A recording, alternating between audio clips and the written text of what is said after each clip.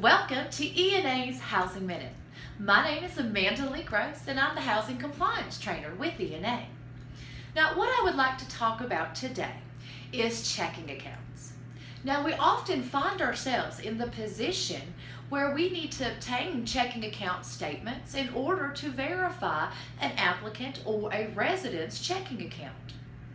So one of the things we have to keep in mind is we need to get 6 consecutive months worth of checking account statements.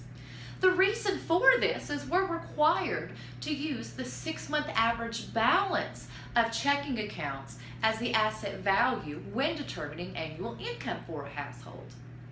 So one thing I do really want to mention is we've kind of noticed a trend across the country of managers only using the first page of the checking account statement as documentation.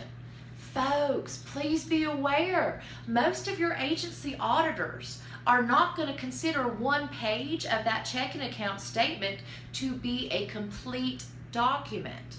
So the best practice is to go ahead and collect all the pages of each of the 6 statements.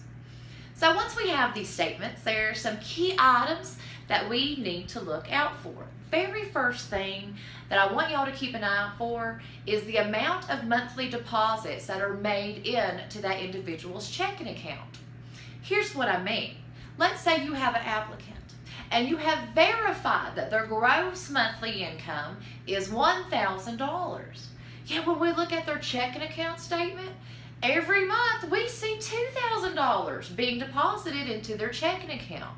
Well, folks, this is an indicator of undisclosed income, and we would need to get clarification from our applicant or our resident as to the source of that income, and then verify it and include it in our income calculations if needed. So the other thing to look for is we actually need to look at each line item within these statements. Now, folks, we don't care. We're not looking to see how often our applicant or resident goes out to eat or goes shopping. What we're looking for is any indication of any undisclosed source of income or an undisclosed asset. So let's talk about undisclosed assets first. So let's say you have an applicant, and that applicant says their checking account is the only asset they have. They don't have any other assets. However, when we look at their checking account statements and we look at the line items, we see that this applicant in fact does have a savings account, and we see this because they are transferring money from their savings account into their checking account or vice versa. So you would need to get clarification from your tenant or applicant in that scenario. Or again, let's say that you have an applicant, they say that checking account's their only asset. But when we're looking at each line item within their statements, we notice an automatic withdrawal to pay a mortgage. Well, folks, that's an indicator that your applicant or resident does have real estate, and that is considered an asset and must be included as an asset when determining the household's annual income. Now, when it comes to undisclosed sources of income, we want to look for any automatic deposits. You'll see these reflected as ACH, and these are automatic deposits that could come from employment, from Social Security, or from some other type of pension. So you want to look at this information, compare it to what's been reported to you from your applicant or your resident, and make sure you clearly clarify any discrepancies. So just to kind of sum all this up, wrap it all up. First of all, when it comes to our checking account statements, we're going to get 6 months worth of consecutive complete statements.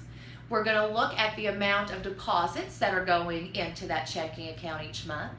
We're also going to look at any ACH deposits for wages or Social Security or pensions that were not otherwise reported by your applicant or tenant.